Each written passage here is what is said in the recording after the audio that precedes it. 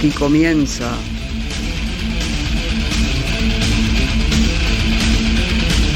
Naturaleza Somos.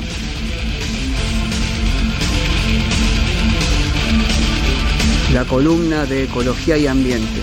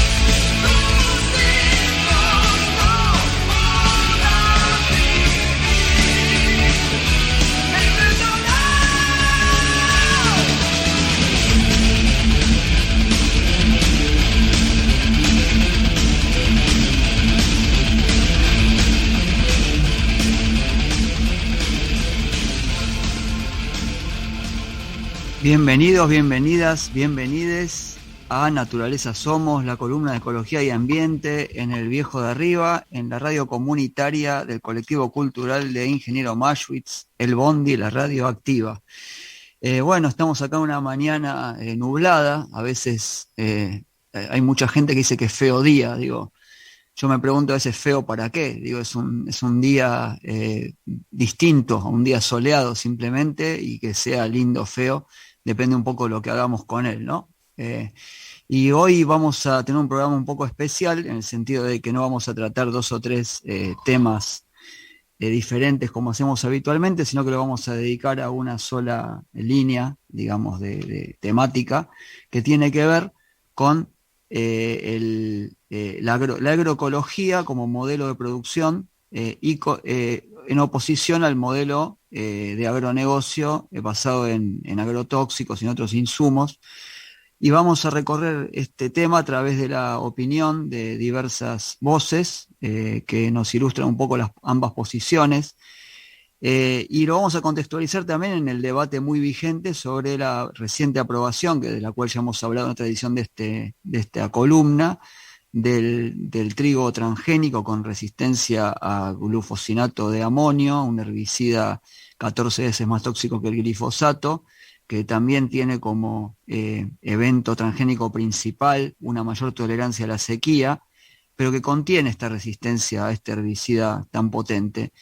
Y en este contexto vamos a empezar escuchando un fragmento, una entrevista, de 2 entrevistas en realidad, empalmadas, que se le hicieron a la científica, la bioquímica, doctora Raquel Chan. Es la madre de la criatura, digamos, del trigo transgénico de Bioceres, que hablábamos recién, que ha tenido mucha exposición mediática en los últimos meses, y que es una defensora acérrima. Obviamente no solamente es la creadora, la autora intelectual, la científica del CONICET, que con dinero público y asumiendo deuda proveniente de la deuda externa, ha generado esta innovación, que no vamos a dar una opinión previa, pero sí vamos a ir recorriendo el camino de los argumentos, de las verdades, de los mitos y de las mentiras que se dicen, a veces disfrazadas de discursos científicos. Y sin más, vamos a ir entonces a la entrevista que le hizo Ernesto Tenenbaum, y luego pegada a ella a una que le hizo también Ricardo Cerrulla a Raquel Chan, donde decía esto que vamos a escuchar. Hace un ratito me mandaba una declaración de 100 científicos en contra del trigo transgénico, y uno desde el lugar de uno no sabe qué pensar realmente. Te escucha, uno respeta, pero no sabe qué pensar, ¿entendés? Que es un argumento contra otro de algo que uno no sabe. Sí, yo lo entiendo, eso yo entiendo que hay gente que está en contra, como hay gente que está en contra de las vacunas, hay gente que piensa que la Tierra es plana. O sea, por suerte tenemos diversidad de opiniones. O sea, es lo mismo. Para vos, estar en contra del trigo transgénico es como estar en contra de las vacunas o decir que la Tierra es plana. No, la Tierra plana es lo peor, ¿no? Lo de las vacunas me parece más comparable. Que tiene la fantasía alguna gente de que el manejo convencional de trigo no usa herbicidas. Y sí los usa. Usa otros que también se podrían usar en esto. O O sea, no sé si tenemos alguna noción, es que les explique, las malezas son las plantas silvestres, llamémoslas, que crecen en cualquier lugar donde haya nutrientes, y que consumen nutrientes, luz y agua que el productor no quiere que le saque a su cultivo. Entonces, por eso el productor usa herbicidas. Por ahora, y yo creo que es una deuda de la ciencia, es una deuda que todavía no pudo resolver, no porque no haya querido, sino porque no se ha encontrado algo mejor. Por supuesto que hay que reducir el uso de herbicidas o inventar algo mejor y más amigable con el medio ambiente. No me cabe la menor duda. Eso no quiere decir que se pueda volver a la agricultura tradicional, ancestral. Raquel. Sí se puede en pequeñas escalas, pero no en gran escala. Nosotros lo que hicimos fue un estudio de estrés hídrico, no de eso, pero yo no voy a negar que está la resistencia al herbicida. Lo que yo quiero decirle mucho a los ambientalistas, y si lo discutiéramos se los diría, es que hoy se usan herbicidas, otros, para sembrar trigo. No hay agricultura masiva sin herbicidas. Yo no lo voy a defender, porque todos sabemos que los herbicidas son químicos. Ahora, si usted convence a un agricultor que siembre sobre la maleza, que le consume el agua y los nutrientes, está para el Nobel. Eso no va a pasar. Lo que hay que hacer, probablemente, es, que ya se ha intentado hacer, pero con poco éxito, es sustituir lo que es el agroquímico y tener alguna otra salida para eliminar la maleza. La maleza existe, y al existir hay que sacársela de encima porque es un competidor del cultivo. En este momento para trigo se usan otros que son igual de porquería. O sea, todos los herbicidas tienen... A ver, ¿qué hace un herbicida? Mata una planta. ¿A qué mata? Mata la planta que es la maleza, la planta que no va a servir para comer y no va a servir para producir. Pero de última es algo que va a matar la planta. Entonces todos son químicos que matan plantas. No hay más lindos y más feos. No, sí, hay un poco más lindos y un poco más feos. O sea, y uno de los que se usa es 2,4-D. Entonces, una de mis respuestas a eso es que yo no veo la alternativa para un cultivo, ¿cómo se llama?, extensivo. A gran escala, digamos. A gran escala, que tenga un herbicida, que tenga este o que tenga otro, más o menos da igual.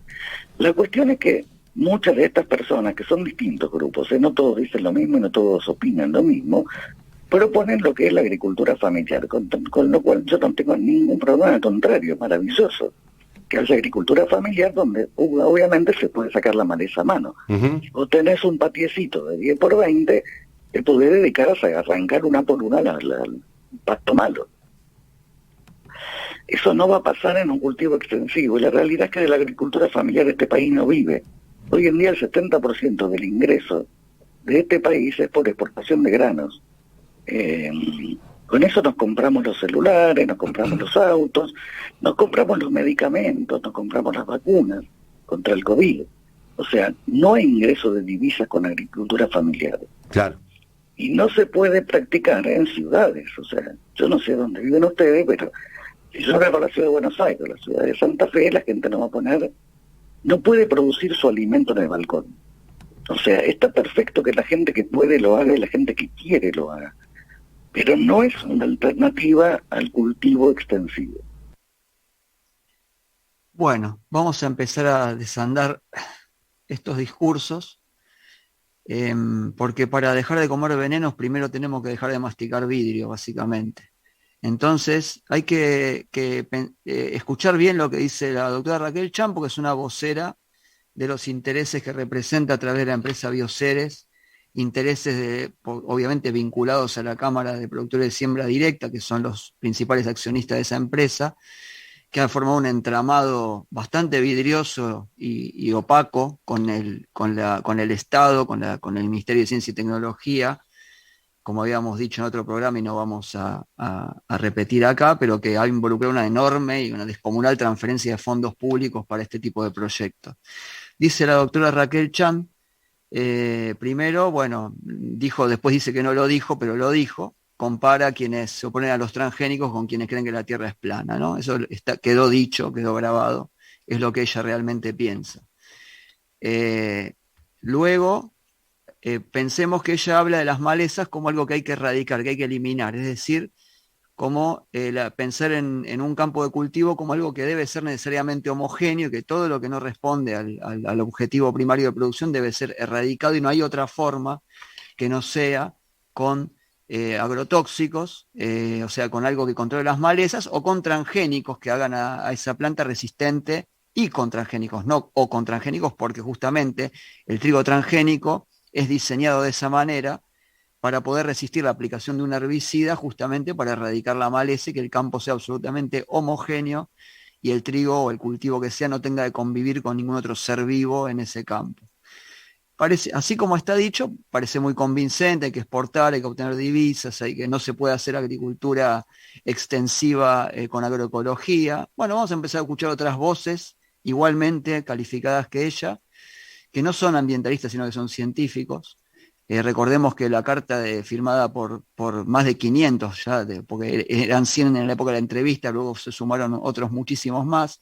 No solamente quizá pueden ser ambientalistas, pero también son científicos del CONICET, de las universidades de otros centros, que hemos escuchado acá sus voces en otra edición de este programa, lo cual constituye también otra forma intencionada y falaz de tomar los hechos, ¿verdad?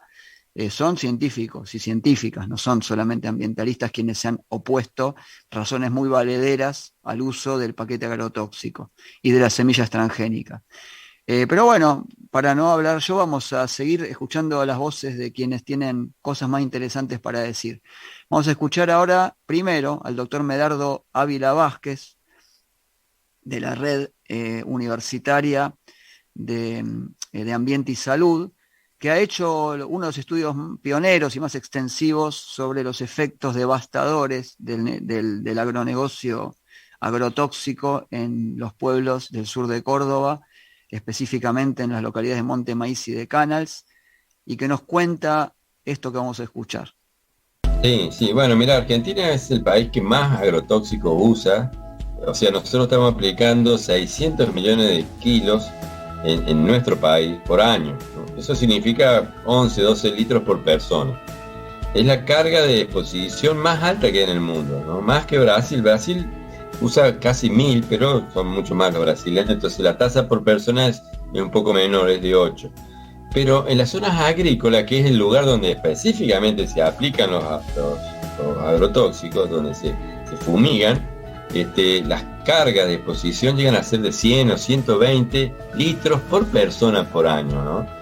Y cuando nosotros estudiamos las enfermedades más frecuentes en estas poblaciones o el perfil de mortalidad, encontramos que es totalmente diferente al que tiene la ciudad de Buenos Aires o pueblos que no son agrícolas, pueblos ganaderos, como Ser de Chaco, estudiados por el mismo Ministerio de Salud de la Nación, encontró que en los pueblos ganaderos la gente que se moría de cáncer era del 4 al 5%, cuando en los pueblos agrícolas se moría del 30 al 40% de gente con cáncer, ¿no?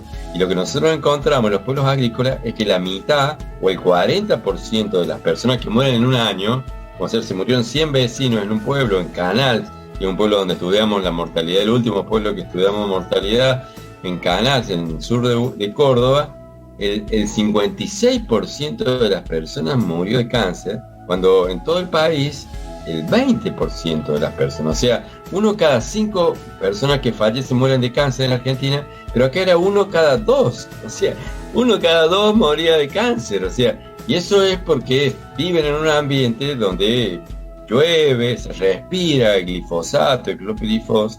Estas sustancias son cancerígenas, inducen genotoxicidad, el surgimiento de células mutantes, que son esas células que empiezan a invadirnos y que de esa manera se generan los cánceres cuando nuestro propio organismo no puede controlarla o eliminarla en el momento adecuado. Hay varias medidas que se pueden hacer que son muy importantes. Una, prohibir las fumigaciones aéreas, ¿no? O sea, no es indispensable ni fundamental que se usen aviones para las aplicaciones. En Europa se prohibieron porque la dispersión, la deriva de los agrotóxicos cuando se fumiga con avión es incontrolable. Entonces hay que prohibirla porque realmente son muy contaminantes. Y la otra es alejarla de los pueblos, ¿no? Alejarla lo más que se pueda, y también que dentro de los pueblos no existan depósitos de agrotóxicos, porque si los agrotóxicos están adentro del pueblo los camiones para fumigar entran y salen del pueblo, el pueblo se convierte en el centro operativo de la fumigación de la zona y tenemos más agrotóxicos dentro del pueblo que en los campos, que es lo que nos ha pasado porque hemos medido la tierra de los pueblos comparándola con la de los campos, y en los pueblos hay más agrotóxicos que en los campos fumigados. Y en las manzanas donde hay depósitos, en la tierra hay mucho más agrotóxicos, y también en esas manzanas las casas de los vecinos tienen más enfermos. También eso es una relación que la hemos podido certificar y la hemos publicado en revistas científicas. Entonces, bueno, tomar esas medidas protege a los pueblos y se ha demostrado que disminuye las enfermedades y que es beneficioso para la salud de esa población. Y de hecho, más de 400 pueblos en Argentina ya tienen ordenanzas o tienen recursos de amparo que prohíben que los fumiguen alrededor, y muchos de estos pueblos se está haciendo en esa periferia que quedó sin cultivarse con agrotóxicos, se están haciendo cultivos con agroecología, sin agrotóxicos, inclusive cultivos extensivos de soja, de sorgo, de maíz, de trigo, que se hacen en campos. Ya tenemos más de 110.000 hectáreas de trabajo con agroecología, donde los resultados son buenos y no hay contaminación, y la ecuación económica del productor es mejor que inclusive con el modelo tradicional. O sea que eso es lo que estamos haciendo, lo que se ha logrado, que muchos pueblos han logrado en una pelea cuerpo a cuerpo de los vecinos con sus intendentes y sus concejales, y han logrado tomar estas medidas. Pero bueno, necesitamos un poco un involucramiento mayor de los gobiernos provinciales y del gobierno nacional. Bueno, empezando a desandar el discurso dominante representado por la doctora Raquel Chand, ya empezamos a detectar algunas inconsistencias, ¿no? La primera, que es obvia, es que en general no se dice las cosas por su nombre. La doctora Chand hablaba de químicos que tenían toxicidad para las plantas, y acá el médico Medardo Ávila está diciendo que han demostrado que estos químicos son tóxicos y tienen una grave toxicidad para humanos y ha generado un problema de salud pública realmente descomunal. El segundo tema que introduce Medardo Ávila parecía, de acuerdo al discurso de la doctora Chand, que no había alternativa al uso de agroquímicos en cultivos extensivos, agrotóxicos, en el uso de cultivos extensivos, y sin embargo parece que sí, que hay 110.000 hectáreas, nos dice Medardo Ávila, ya alrededor de los pueblos, de trigo, de sorgo, otros cultivos, y no es solamente para, como decía la doctora, para los balcones y los patiecitos de atrás. Entonces, bueno, es interesante escuchar ahora quien está liderando una de las mayores experiencias a campo en agroecología extensiva, que es Martín Zamora, ingeniero agrónomo, investigador del INTA, de la Estación Experimental Barrow en el partido de Tres Arroyos, que nos cuenta, muy interesante, lo que cuenta de la experiencia con los productores y productoras agropecuarios extensivos en la provincia de Buenos Aires con agroecología y sin uso de insumos ni agrotóxicos. Escuchamos a Martín Zamora.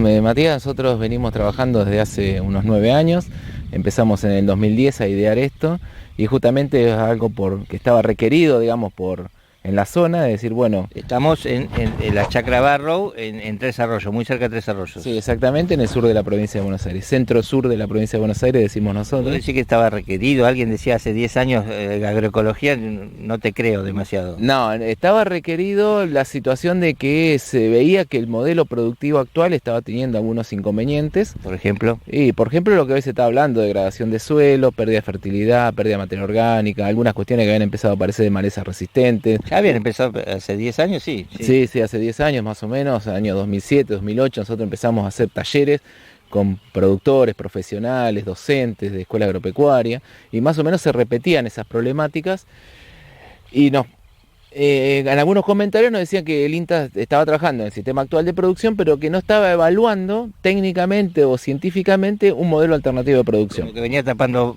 parches, digamos, exactamente, parches, es lo que hace hoy. Aparece la nueva maleza, bueno, vemos qué herbicida sirve para matar esa maleza. Exactamente, digamos. Sin pensar cómo evitar la aparición de la maleza. O cuáles son las dosis óptimas de fertilización para el estado actual de fertilización del suelo, que eso va cambiando. Entonces, empezamos a pensar con un equipo que fuimos formando, tuvimos la oportunidad de conocer el campo Juan Quiere en La Aurora, que es un ícono, digamos, de la agroecología actualmente, de agroecología extensiva, estamos hablando, y ver cómo podíamos aplicar. Hasta ese momento la agroecología, o digamos, se podía dar mucho más en producciones más intensivas, más de huerta, ¿no? En tema extensivo había muy poco. Muy poco, y bueno, y la idea es aplicar esos principios, se aplicaban en esas pequeñas chacritas familiares, muy diversificadas. ¿Cómo lo podíamos? ¿Cómo lo traes a un campo de esta dimensión? Un campo de 500, 1000 hectáreas, con los equipos de maquinaria que utiliza el productor, los tractores que utiliza, las maquinarias. Entonces era un desafío y bueno, nosotros lo tomamos, nos gustó, conocíamos ya la agroecología, habíamos hecho cursos y demás. Y bueno, entonces el equipo interdisciplinario que empezamos a formar, empezamos a tomar algunos principios de la agroecología y ver cómo lo íbamos implementando. Y así, entonces, estratégicamente manejamos los cultivos para no depender del uso de urea, no depender del uso de otros fertilizantes químicos, no depender del uso de herbicidas, insecticidas, fungicidas, que bueno, al principio fue una transición que empezamos a usar cada vez menos hasta que llegó un momento que no necesitamos más. Actualmente ¿tardaron mucho en dejar los insumos químicos? Fueron exactamente 4 cultivos en 2 años y medio más o menos. Fue la última vez que hicimos una aplicación de un fertilizante. O sea, hace 6, 7 años que allí no hay... Que no hay nada aplicado. Sin embargo, con la estrategia que usamos, del arreglo que hacemos con cultivos, que es generalmente una gramínea asociado a una leguminosa o a 2 o 3 leguminosas, que muchas veces las leguminosas solamente tienen, en principio, diferentes servicios ecosistémicos, lo que nosotros llamamos servicios ecosistémicos, que es el aporte de nitrógeno, la competencia con maleza, generar calidad de forraje para los animales. Lo que sí nosotros tenemos incorporado en nuestros sistemas es los animales, los bovinos, tanto de cría como de engorde, de ciclo completo en nuestro sistema, que eso nos permite, digamos, mejorar este sistema que estamos integrando, digamos, acá, cultivos con ganadería. Ya lo que medimos es, aparte de los cultivos que hacemos para grano, que muchas veces en este caso es trigo, pero también podría ser sorgo. Nosotros sembramos sorgo por una cuestión, digamos, de la limitante que tenemos con la profundidad de suelos. Podría pensarse en hacer algún maíz o en alguna soja, pero hasta ahora lo que nosotros hacemos es cultivos de cosecha de invierno, que son mucho más estables para nuestra zona, y los otros cultivos los utilizamos como forraje para la ganadería. Pero no solamente pensando que es un forraje para la ganadería, sino pensando que aparte de ser forraje, incorpora otros servicios ecosistémicos, sí, que estamos hablando de todo esto lo mismo. Te hace de fertilizante y te hace de herbicida eventualmente. Exactamente, controlar maleza, cultivo cobertura, bueno, todas estas estrategias que se están utilizando actualmente se están haciendo. Y después la ganadería también nos permite reciclar nutrientes, digamos, ¿no? Generar bosta a nivel, digamos, en el lote, y es un compost natural que utilizamos, una manera de fertilizar naturalmente el suelo. Con esto mejoramos los índices si querés, de fertilidad física de suelo, o sea, lo que es porosidad. Tenemos mejor porosidad que en el sistema actual de producción. Tenemos, luego de haber hecho una serie de años en este sistema, en fin del año 2016, evaluamos lo que es, digamos, de alguna manera, el carbono que tenemos en el suelo, y tenemos un contenido de materia orgánica de un 1% más de lo que teníamos originalmente, con este sistema que tenemos actual, digamos, de la agroecología versus el sistema actual de producción, que se mantuvo en los niveles, digamos, ¿no? Por eso incorporamos carbono a nuestro suelo, que es muy importante hoy para la mirada, digamos, de la sustentabilidad de nuestra agricultura, digamos, ¿no? Entonces mantenemos los niveles productivos, diversificamos. ¿Mantuvieron los niveles productivos? Esa es la pregunta. Sí, sí. Ahora hay trigo y trigo. Sí. ¿Va a ser parejo, digamos, o por lo menos cómo ha sido la historia a lo largo de estas cosechas? Sí, nosotros casi todos los años tenemos posibilidad de compararlo. Hemos tenido años de mejor rendimiento en el módulo agroecológico que en el sistema actual de producción, y otros años que se da la inversa. En el promedio de 4 o 5 años que hemos podido evaluar, rendimientos medios de ambos sistemas no varían, digamos, con respecto, digamos, a uno u otro sistema. Los promedios son los mismos, y en realidad también es el rendimiento promedio que obtenemos de trigo en nuestra zona, también son los mismos que obtienen, por ejemplo, los grupos CREA en nuestra zona, digamos, ¿no? Con los suelos someros que tenemos acá. O sea que estamos en niveles tecnológicos similares, y de rendimientos similares, ¿no? Entonces, con esto... Y entonces, ¿cómo convences al productor además de las ventajas de recomponer el recurso, de recomponer la población de insectos, de recomponer biodiversidad? Digo, vos sabés que al tipo le interesa esto, si los rendimientos son parecidos, ¿por qué lo vas a tentar? Claro, bueno, entonces eso es en principio, digamos, una base, digamos, de decir, bueno, tenemos que mantener los niveles de rendimiento por el alimento que estamos produciendo, digamos. Necesitamos producir alimentos, estamos produciendo alimentos. Digamos, no es que dejamos de producir. No es que decrecen los rendimientos. Entonces, eso es muy importante, sostener los rendimientos es muy importante. El primer argumento a favor para convencer al productor. Claro. Después, el segundo argumento es que deja de ser dependiente de este sistema que en realidad termina comprando muchos insumos afuera. El productor es muy dependiente de esos insumos químicos que compra hoy y aplica en el campo. Entonces, eso es cada vez más costoso. Yo digo, el productor tal enterró $500 por hectárea, estoy diciendo se endeudó con $500. Claro, sí, nosotros acá estamos alrededor de entre $300 y $400 para un trigo, y es así. Digamos, bueno, eso es compra de semilla, compra de fertilizante, compra de otros químicos como los herbicidas, los insecticidas y fungicidas. ¿Y allá enfrente? Y allá enfrente todo eso no se utiliza. Se utilizan otras estrategias biológicas, que es la comparación de leguminosas, competencia con malezas, la ganadería. Entonces con eso reemplazamos esos insumos químicos que está comprando el productor. Y eso hoy, en términos económicos, deben ser alrededor de entre $150 y $200 por hectárea para un trigo. Esa diferencia importante que el productor compra, digamos, ¿no? Y bajar la exposición financiera del productor en $150 por hectárea. O sea, eso significa la exposición, el riesgo productivo, porque esta es una zona bastante marginal, si se quiere, donde suele aparecer falta de lluvia, suelen aparecer heladas.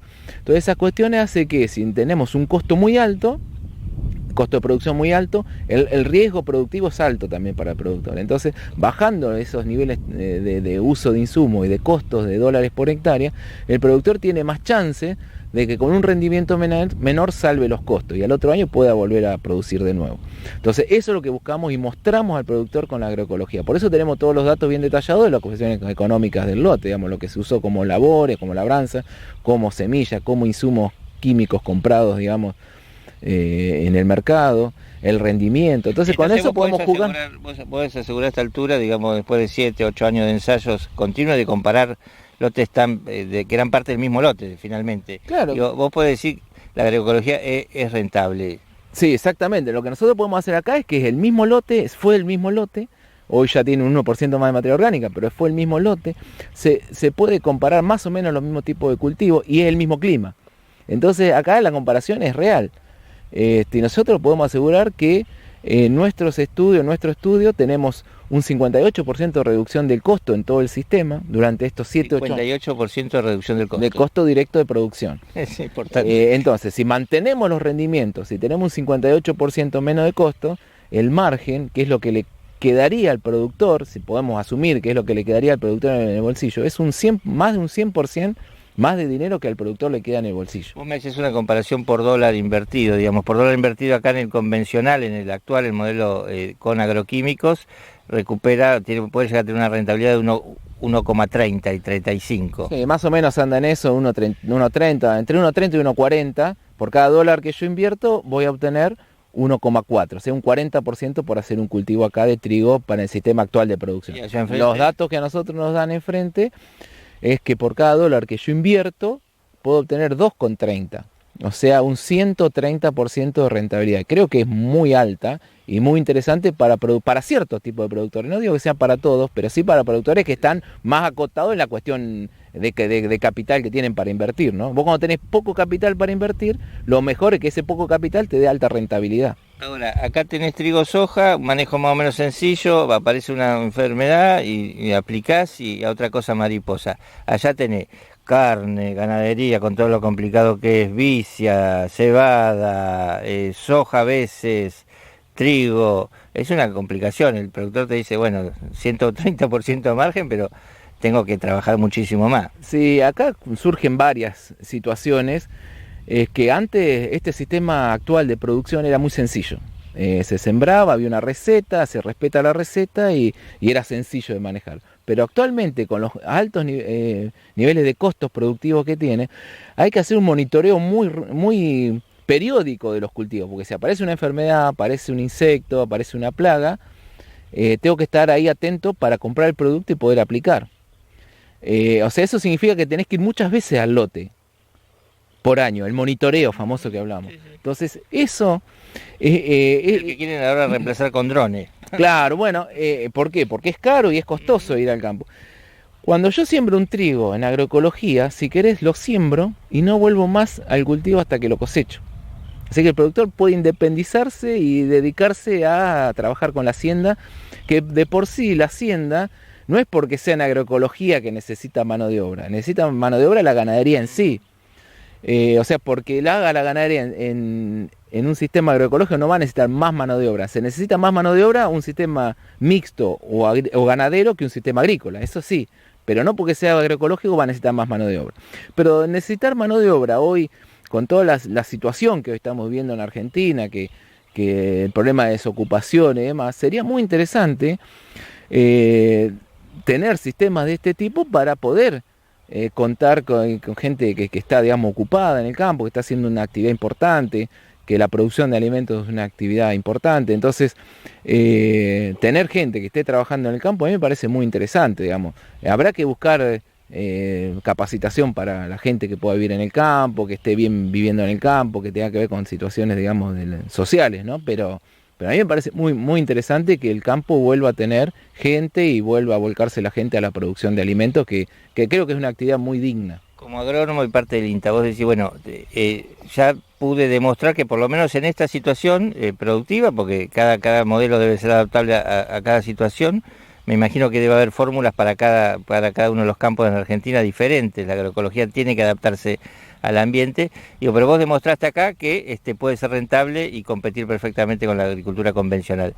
Es más, digo, ¿por qué le recomendarías a un productor que pegue, por lo menos, digamos, que empiece a olfatear la agroecología? ¿Por cuestiones económicas o por cuestiones de responsabilidad social? En general, los productores que hoy tenemos se empezaron a acercar una vez que empezamos, porque esto nosotros le llamamos módulo demostrativo, para que el productor venga, se acerque, opine, nos diga desde su conocimiento. Nosotros también nos interiorizamos mucho en co-construir el sistema, construir con lo que nosotros sabemos, pero también lo que sabe el productor, digamos, ¿no? Entonces entre todos vamos construyendo lo que sabe el productor, lo que sabe el asesor que tenga el productor, el empleado que tenga el productor, toda una construcción en conjunto. Y eso nos permite de alguna manera avanzar, digamos, ¿no? Y eso creo que es muy importante. Después, ¿por qué entra el productor a ver estos sistemas? Es por diferentes motivos. Algunos porque ven la parte económica, otros porque ven la parte social, otros porque viven en el campo. Y entonces no quieren convivir con agroquímicos. Es que es así, o sea, vos vivís en el campo y hay ciertos momentos del año en que se hacen las aplicaciones de barbecho, ciertos momentos del año donde se hacen las aplicaciones en cultivo, y esos son 2, 3 o 4 semanas que conviven con los olores que aparecen en el campo, que son de olores de derivas de plaguicidas. Entonces hay gente que vive en el campo que no quiere más aplicar, o que al menos cerca de su campo, cerca de su casco, 300, 400, 500 metros alrededor de su campo, no quieren que se aplique más. Entonces, como productores se acercan de todo tipo, pero sí tiene mucho que ver aquel productor que siempre fue productor, tienen que ver productores que han vivido mucho tiempo en el campo. Hay casos que tenemos que es muy interesante ver que los hijos de los productores que están hoy haciendo esa transición de mando generacional y que están viendo otras posibilidades, porque ven que ese tipo de agricultura en el mundo ya está muy discutida y que están viendo otro sistema de producción. Entonces están volcando la agroecología como una alternativa, también sin conocer demasiado, pero bueno, entre todos, lo que yo te digo, entre los grupos que hemos formado, los profesionales, tener el módulo, tener el campo de Juan Quiere en la Aurora, que es tan emblemático, entre todos vamos compartiendo esto, que creo que es compartir saberes, compartir conocimientos y entre todo construir. Y esto lo hemos hecho acá en esta zona, pero también hemos colaborado mucho en la zona de Balcarce, Mar del Plata, en la zona de Pigüé, en la zona de Olavarría y actualmente en la zona de Bragado, 25 de mayo. O sea que en todos lados están surgiendo este tipo de productores que están necesitando alternativas.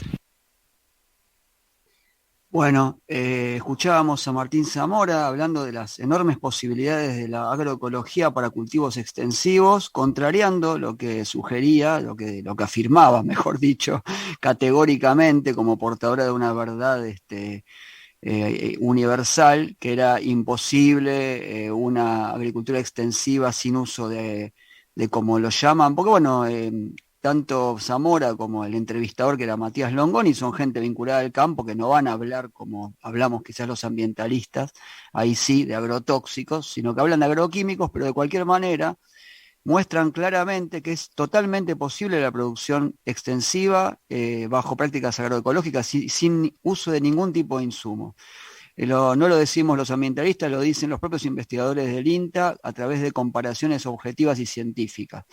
Entonces, bueno, derribamos otra mentira más del discurso dominante, y lo que habría de preguntarse es si todo esto es posible, qué es lo que está pasando que no se adopta masivamente. Y yo creo que la clave está en los datos económicos que marcó Martín Zamora cuando decía que esa reducción de costos a la mitad era en desmedro justamente del uso de insumos químicos. Los insumos químicos, no solamente insumos químicos, sino también la compra de semillas y paquetes transgénicos. Es decir, el negocio de Bioceres, justamente, al vender una tecnología de semillas bajo propiedad intelectual y con un paquete cerrado, y el negocio de grandes compañías multinacionales, pero también nacionales, como Profértil de YPF, que tiene mayoría accionaria de YPF. Imagínense que si el sector agropecuario es un sector de uno de los sectores que más aporta al comercio internacional argentino y en gran parte al Producto Bruto, si el 50 y pico % de esos costos se reducen, también se reduce la compra de estos insumos, y por lo tanto ahí hay un nudo muy importante que explica por qué las políticas oficiales, lejos de ciencia y tecnología y las políticas de producción en general, lejos de incentivar con recursos la expansión de la práctica agroecológica a través de capacitación de ingenieros agrónomos, a través de normativas que castiguen, por ejemplo, el uso de agrotóxicos con tasas ambientales o a través de impuestos directos, en lugar de eso financian, tomando deuda externa, proyectos como el de la empresa Bioceres. Para terminar, vamos a pasar directamente, por una cuestión de tiempo, a una entrevista, a una charla TED que dio Lucas Garibaldi. Lucas Garibaldi es un ingeniero agrónomo, investigador de la Universidad de Río Negro, mucho menos conocido que Raquel Chan en este momento, pero es autor de cientos de publicaciones en las revistas internacionales más prestigiosas del mundo, y coautor de uno de los trabajos de prospección en agroecología internacionales más extensos que se ha hecho en el planeta Tierra, digamos, en el mundo. Así que realmente es una autoridad total que nos va a explicar en términos más conceptuales por qué la agroecología no solamente es posible, como nos dijo Martín Zamora, productivamente, sino que también es necesaria para poder tener realmente un desarrollo sostenible. Muchas gracias, estoy muy contento de estar aquí y poder compartir con ustedes resultados de nuestras investigaciones con mi mejor esfuerzo de tratar de hacerlo lo menos aburrido posible, dado que soy un científico. En este caso yo les quiero contar un problema, es un problema ambiental, luego les voy a demostrar la importancia de este problema y voy a presentar soluciones. Y a lo que aspiro en esta charla es transformar. Aspiro que cuando termine la charla todos cambiemos nuestros hábitos, aunque sea un poquito, y esos cambios de hábitos nos ayuden a resolver este problema. El problema es muy grave, y es que estamos perdiendo la diversidad, la estamos destruyendo nosotros, y la estamos reemplazando por dominancia. Pensemos en un campo inmenso. Ese campo es heterogéneo. Hay hierbas, hay arbustos, hay árboles. Lo que hacemos es pasar una topadora y reemplazar esa heterogeneidad por una sola especie, homogénea, como la soja, como el girasol o como el trigo. La dominancia es justamente eso. Cuando una sola especie, ya sea silvestre o cultivada, se vuelve extremadamente abundante en relación al resto. Nuestros monocultivos acaparan todos los recursos, acaparan la luz, acaparan el agua, acaparan los nutrientes. En cambio, la diversidad es exactamente lo opuesto. Es cuando muchas especies se distribuyen los recursos y sus abundancias de manera más pareja. En este contexto es que mis estudios se concentran en cómo producir alimentos sin destruir el medio ambiente. Y lo que les quiero contar hoy es que se puede ir un paso más allá, sin salirme del círculo, que más biodiversidad puede implicar más alimentos, más biodiversidad puede potenciar la producción. ¿Y por qué esto es importante? Porque cuando pensamos cuál es la principal causa de la pérdida de la diversidad a nivel mundial, tal vez se nos ocurre el cambio climático, la deforestación. Sin embargo, la principal causa de pérdida de diversidad son nuestros cultivos y nuestros animales, los animales que usamos para consumir. Nuestro planeta, sin duda, es un lugar lleno de maravillas naturales, de selvas, de ambientes naturales. Pero en realidad, el principal ocupante de nuestro planeta son los cultivos y nuestros animales. Ellos ocupan un 40% de la superficie terrestre y ocupan las mejores tierras. De lo que queda, buena parte son desiertos, otra parte son ciudades. Es sin duda nuestro planeta una enorme granja que funciona para alimentarnos cotidianamente. ¿Y por qué es un problema perder esta diversidad? ¿De qué manera nos afecta a nosotros? ¿Es grave reemplazar la diversidad por la dominancia? Más allá de que se vea más lindo o más feo.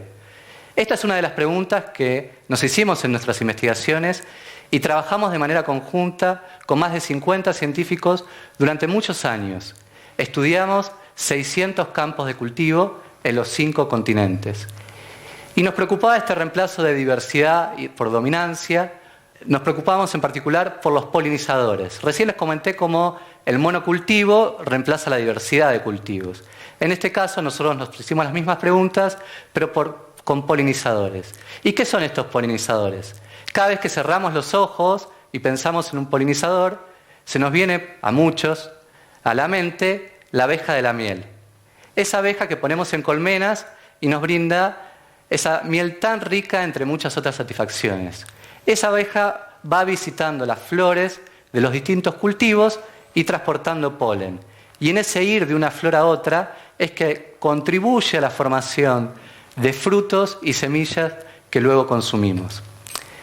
Pero sin embargo, tan solo de abejas hay más de 20.000 especies en el mundo.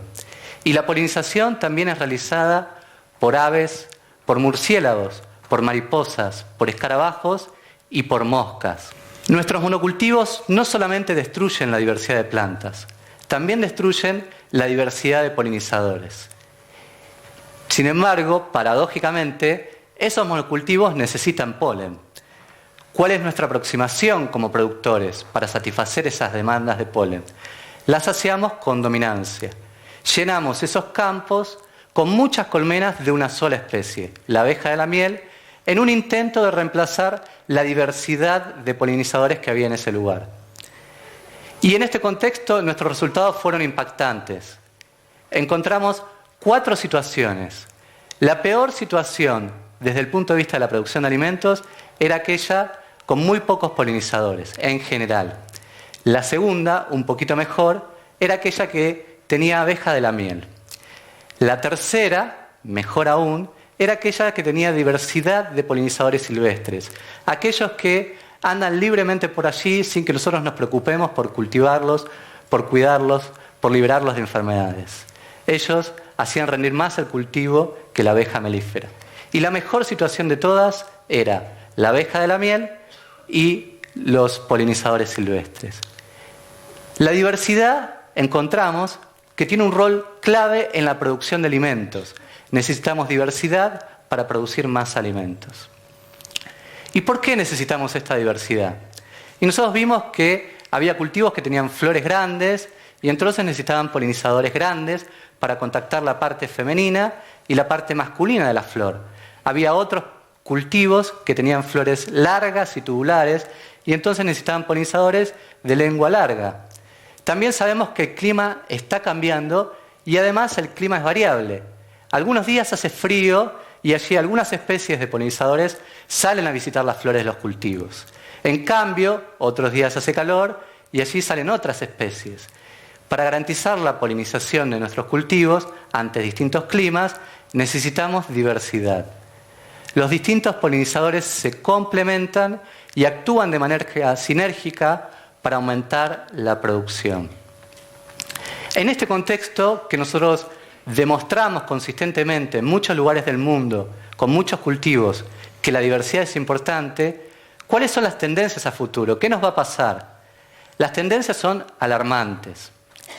Tan solo de acá a 40 años, muchos estudios académicos indican que tenemos que duplicar la producción de alimentos. Duplicar la producción de alimentos. Eso implica mayor expansión de superficie agropecuaria a costa de, por supuesto, diversidad de plantas. Nosotros encontramos que menos diversidad de plantas significa menos diversidad de polinizadores. Menos diversidad de polinizadores, menos polen en las flores, menos polen en las flores, cosechamos menos por hectárea. Si cosechamos menos por hectárea y necesitamos satisfacer la misma producción, tenemos que expandirnos más. De vuelta, mayor superficie agropecuaria, menos diversidad de plantas, menos diversidad de polinizadores, menos polen, menos cosecha por hectárea. Es un ciclo negativo que cada vez nos lleva a una peor situación. ¿Qué es lo que podemos hacer entonces para cortar con este ciclo negativo? Se pueden hacer muchas cosas, no hay una única solución que es mágica, se puede hacer muchas cosas y depende de todos nosotros. Yo voy a presentarles algunas soluciones relacionadas con productores, relacionadas con consumidores y relacionadas con científicos en base a las cuales tuve cierta experiencia. ¿Qué pueden hacer los productores? Los productores, ¿qué pueden hacer para transformar este ciclo negativo en un ciclo positivo? Y bueno, es casi obvio. Si el problema está en que nosotros sacamos la diversidad de nuestros campos, tenemos que traer la diversidad de vuelta a nuestros campos. Pensemos nuevamente en ese campo de girasol, ese monocultivo. Allí, entre el campo y la ruta, hay un alambre. Ese alambre no se cultiva, no hay máquinas allí. Allí nosotros vimos, a lo largo de muchos estudios, que era un lugar sin competir con el cultivo, donde podíamos promover la diversidad de hierbas que brindaban flores y hábitat a los polinizadores. También podíamos promover árboles que brindaban hábitat a los polinizadores. Muchos polinizadores anidan en los troncos. Desde allí vimos que se aumentaba la diversidad de polinizadores y esos polinizadores vivían allí y desde allí polinizaban el cultivo, aumentando la producción. Otro ejemplo, todavía en algunos lugares quedan pequeños fragmentos de hábitat remanentes, naturales y seminaturales. Lo que encontramos es que es clave conservar esos hábitats y expandirlos. Cuando el cultivo estaba más lejos de esos hábitats, era visitado por una menor diversidad de polinizadores y producía mucho menos. Esos hábitats, sin que nadie los cuidara, estaban brindando un servicio a la producción de alimentos.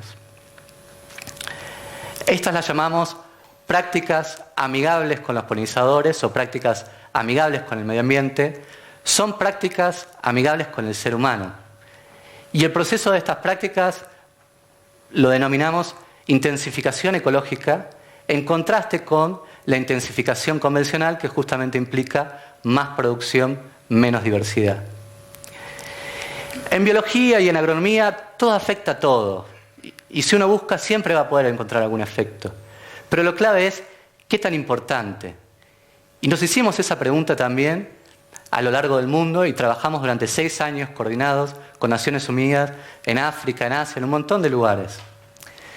¿Cuánto se puede aumentar la producción de alimentos si promovemos la diversidad de polinizadores y manejamos bien el polen? ¿Es una fantasía o puede dar valores concretos?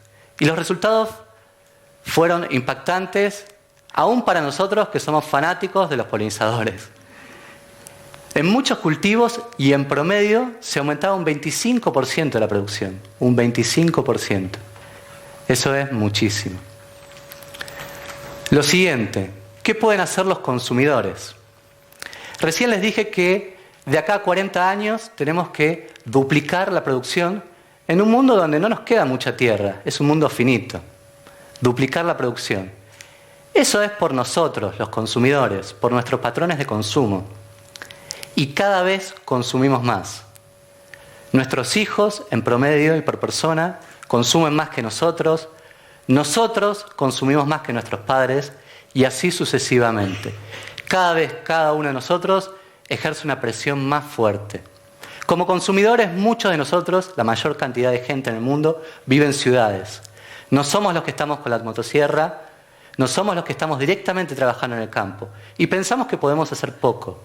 Pero en realidad, detrás de cada una de nuestras decisiones de consumo, hay una topadora satisfaciendo nuestras necesidades. ¿Serán necesidades?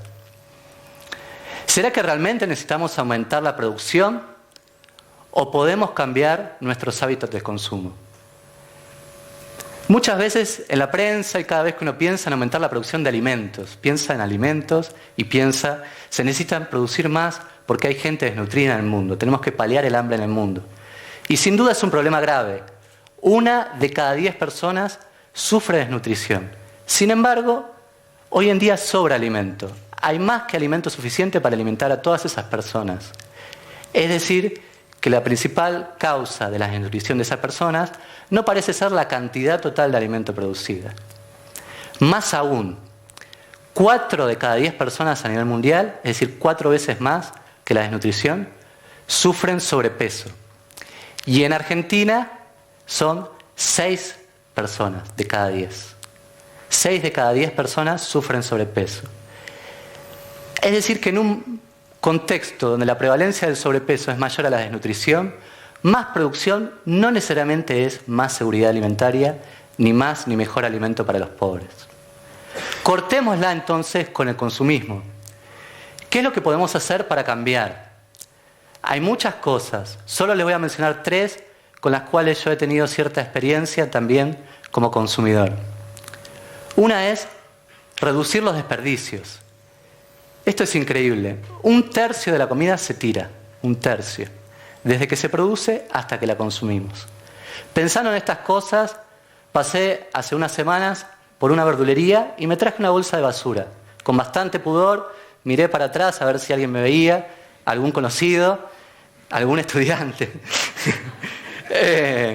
Y me la llevé a mi casa. Abrí esa bolsa y no lo podía creer. Había más de 15 o 20 tipos de verduras y frutas, todos nutricionalmente aptos, pero que tenían pequeños defectos. Pequeños defectos que se desechaban porque nosotros los consumidores no los elegíamos. Con esa bolsa de basura, que no era necesariamente grande, comimos más de una semana en mi casa. Nos encanta la fruta homogénea, limpia, así como nuestros campos de cultivo, bien dominantes. El siguiente aspecto es, no deberíamos consumir más de 300 gramos de carne por persona y por semana. Muchos estudios de medicina indican que esto traería muchos beneficios para nuestra salud. Pero lo que es impactante es que hay doble beneficio, no solo para nuestra salud, sino para la salud del medio ambiente, la salud de nuestra clase, la salud del planeta. ¿Por qué es eso? Porque un 40%, es decir, el principal destino de nuestra producción agrícola son los animales, un 40%. Le damos las semillas a los animales y nos consumimos los animales. Y esto es muy ineficiente. Pensemos en una hectárea de maíz. Si nosotros le damos esa hectárea de maíz a una vaca y nos comemos la vaca, estamos aprovechando solo el 3% de la energía que si nos consumiésemos la hectárea de maíz directamente. Es decir, que si comemos carne necesitamos muchas más hectáreas, menos diversidad, más destrucción de hábitat. También le puse el cuerpo a esto y a pesar de todos mis prejuicios con la alimentación, hoy peso 20 kilos menos de lo que solía pesar. El siguiente aspecto que les quiero contar hoy es que como consumidores nos podemos transformar en productores. Podemos producir alimentos en macetas, en departamentos, en nuestros jardines. Muchos de nosotros tenemos la suerte de acceder a un jardín, porque nos gusta la naturaleza. ¿Y qué es lo primero que hacemos? Lo mismo que los productores, reemplazar la diversidad que había ahí por dominancia, por una sola especie. Esta vez ni siquiera de un cultivo, de un pasto. Y le damos un montón de agua potable.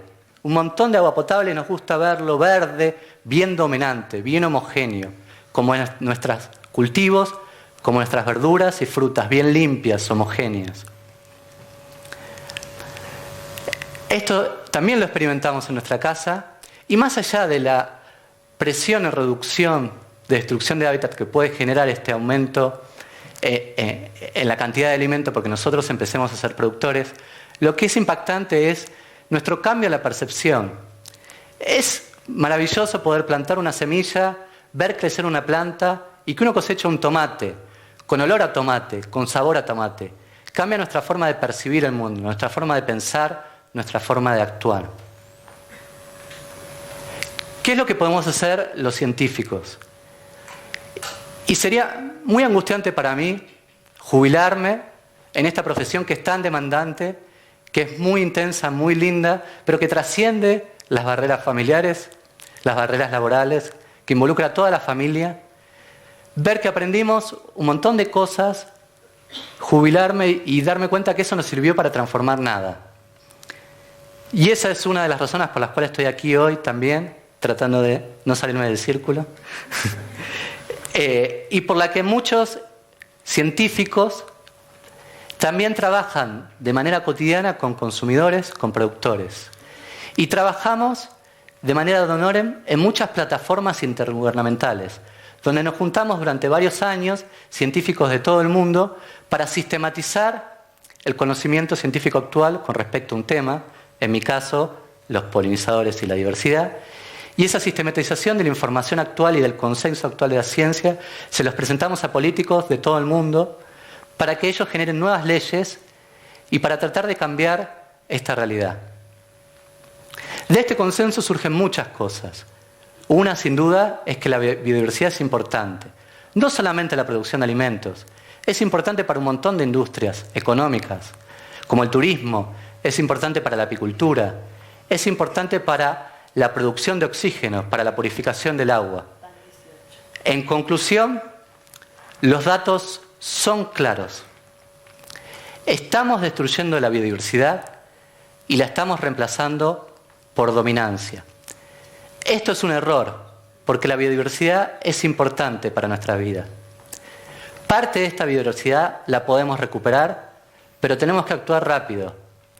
Biodiversidad o dominancia en la producción de alimentos, biodiversidad. Muchas gracias. Bueno, se nos fue el tiempo, era Lucas Garibaldi con una clase magistral sobre la importancia de la biodiversidad en la misma producción agropecuaria. Para cerrar, como dije antes, para dejar de envenenarnos, para dejar de comer veneno, tenemos que dejar de masticar vidrio antes. Hoy quedó bastante claro cómo los proyectos de muerte que intentan imponerse bajo supuestos consensos científicos y bajo supuestos prestigios científicos supuestamente objetivos, no hacen otra cosa que responder a un interés económico concreto y no a una imposibilidad de otras alternativas que, como se ve, existen y solo requiere una decisión política del Estado de priorizarla frente a otras decisiones políticas que van en el sentido de favorecer esos proyectos de muerte al servicio de los sectores dominantes del capital, tanto nacional como internacional, ¿no? como extranjero. Así que bueno, para cerrar este programa, esperando que esta mañana gris haya servido para reflexionar y para entender mejor la realidad, nos vamos haciendo la catarsis que hacemos habitualmente, dedicándole hoy a Raquel Chan, a Bioceres y a quienes les otorgaron desde la Agencia Nacional de Protección Científica y Tecnológica los subsidios del Estado argentino en nuestros bolsillos para este proyecto de muerte. Le dedicamos entonces hoy nuestro tema simbólico favorito de Manu Chao para despedirnos y las esperamos el próximo viernes, como todos los viernes aquí en Naturaleza Somos, la columna de Ecología Ambiente en el Viejo de Arriba. Muy buena semana.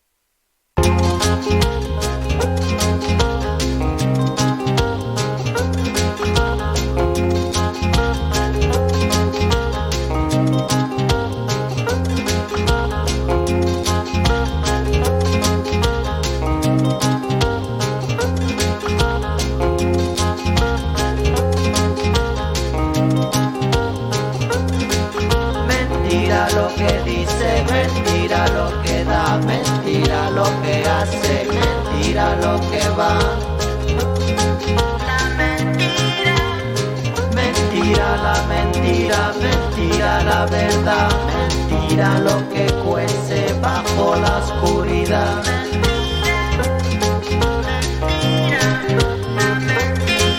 Mentira el amor, mentira el sabor, mentira la que manda, mentira comanda.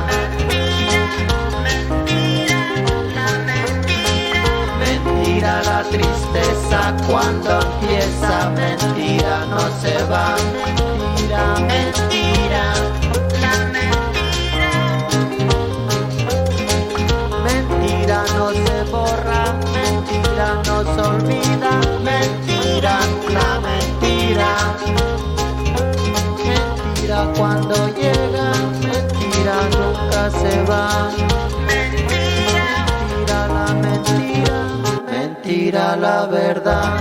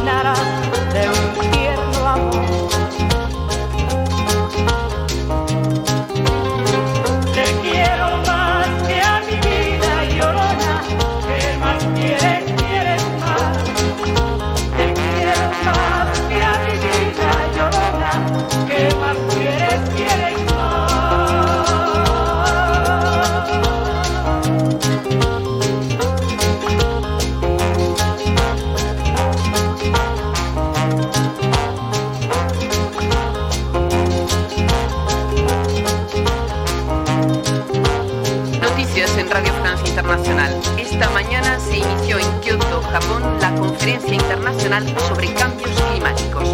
Tienen la difícil tarea de encontrar un acuerdo que permita luchar eficazmente contra el calentamiento progresivo del planeta. La magnitud y la gravedad de este reto planetario contrasta con el escepticismo que predomina en cuanto a los resultados de esta cumbre. Las divergencias han vuelto a resurgir en vísperas de esta conferencia de Kioto, en particular entre los países ricos y los países en vías de desarrollo. Estados Unidos, país responsable de una cuarta parte de las emisiones planetarias de gas carbónico, no es un modelo de referencia. Sería una interesante propuesta, bastante dispuesto a invertir mucho más en investigación y desarrollo. É sempre mais fácil empurrar com a barriga e deixar o abacaxi para os netos. Mas enquanto o mundo continua parolando, o termômetro e a água vão subindo.